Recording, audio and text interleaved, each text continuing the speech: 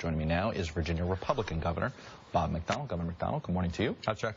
Let me start with sequester and the message we heard from Eric Cantor, because there is some confusion. On one hand, national Republicans are saying the sequester isn't going to be as bad as the president is saying. And then right at the end of his comments, Eric Cantor admitted, but in Virginia it's going to be bad. Where are you on this? And is sequester something that you think Republicans need to do everything they can to stop?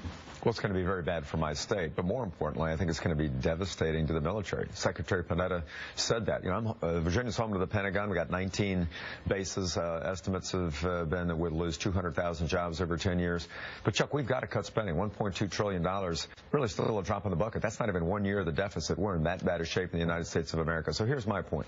We need to cut spending, and more than the sequester, but don't put 50% of the cuts on the U.S. military. We've still got kids in Afghanistan, and this is not the right way to do it. It's a haphazard policy. They need to cut spending, but don't put it on the backs of our kids in uniform. There's not a single meeting planned. We don't know. It goes into effect Friday. Yeah.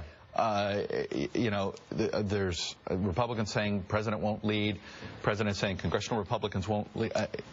What's your assessment here? Well, my sense is that Washington is dysfunctional. It's not the way we do things in Richmond and most state capitals around the country. We balance budgets, we get things done. The president ought to stop press conferences and actually meet with maybe Cantor and Boehner and McDonnell and others and see if something can be worked out. Everybody understood this was going to be a cut. Do you think that Cantor and Boehner and all that they need to compromise on this as well? No, I think they need to agree on what the cuts are. I think that was the understanding, Chuck, that these would be real cuts that would be put in place. That was the deal to avert the debt limit. Well, it was forced upon them to force a larger compromise, both on taxes and on the well, no, I think it was the understanding that I understood from most members of Congress that it was a cuts approach, and it was $1.2 trillion. Do people understand that we are in deep trouble, $17 trillion in debt, and that we've got to dramatically cut spending. And that was the understanding I think that Republicans had about what was supposed to happen. The super committee failed.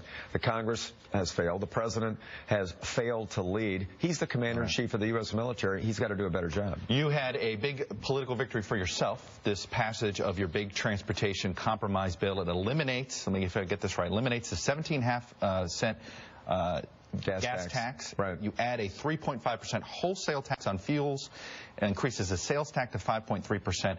Overall, it raises taxes, and correct me if I'm wrong on this, $880 million a year total. That's wrong. Okay, help me out here. That's very wrong. Okay. It's about a 35% cut in the gas tax. And then we use about, of the 880 in year 5, about 400 million of it is actually general fund, current and future general funds, which means it's a future hedge on spending. A bunch of Republicans wrong here in calling this a tax increase? Well, there are net revenues that are increased for localities, for Hampton Roads and Northern Virginia. There are new revenues that are raised. The taxes are up in those areas. In those regions, I think that is correct. But overall, on a statewide basis, it is a substantial amount of tax reform. I think Virginia's going to have the lowest gas tax, the lowest gas prices anywhere in the region, which means more people shopping in Virginia and more people buying gas in Virginia. So it is some tax reform at the state level, but there are some revenue increases at the local level. Now, I will say the reason that this was done is we've got the worst traffic in the country in Northern Virginia. I think everybody up here knows it. And our business rankings have gone down because of transportation infrastructure. It's a national problem. I fixed it. Somewhat of a divisive issue among some Republicans. Not a single Republican running for lieutenant governor is supporting you on this. Not the likely Republican nominee. And here's what Eric Erickson of Red State, a conservative act, wrote. He said, if you are a conservative, remember Bob McDonnell thinks you're an idiot. That's the only explanation I can think of for what just happened in Virginia this week. What do you say to him? Well, it's disappointing. Listen, I know there are people that disagree about policies. I can say that I'm governor of Virginia. I got elected to solve problems. The business rankings and the quality of life and the job creation capacity for our citizens goes down because of traffic congestion. I took it on, and we found a way to fix it. Would I have liked to have it done some other ways? You know, absolutely. But this was the way we were able to get it done. And I think back to what Reagan said, you know, in 1983, he more than doubled the gas tax, 125%, from 4 cents to 9 cents.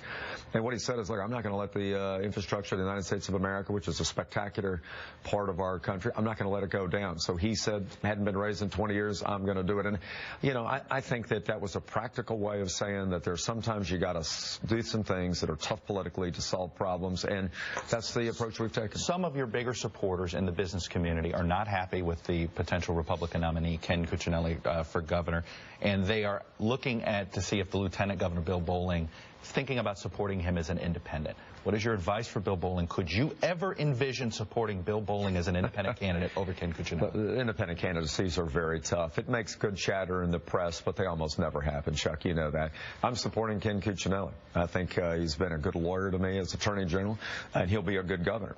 So we're working. We're going to work hard to get Ken elected. I think he's a smart guy. I think he'll be a good leader. And look, I'm not going to just agree with all my folks on all things all the time. Your advice to Bill Bolling is don't do this?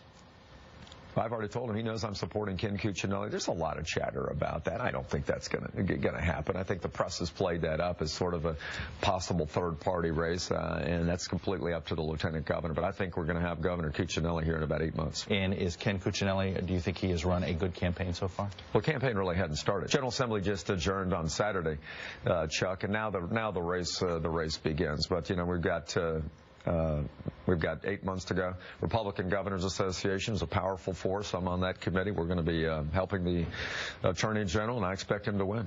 Okay. Governor Bob McDonnell, Republican Governor of Virginia. Been a busy couple of weeks for you in the transportation front, plus up here at NGA. Thanks for coming in. Okay. Thanks, Chuck. You got it.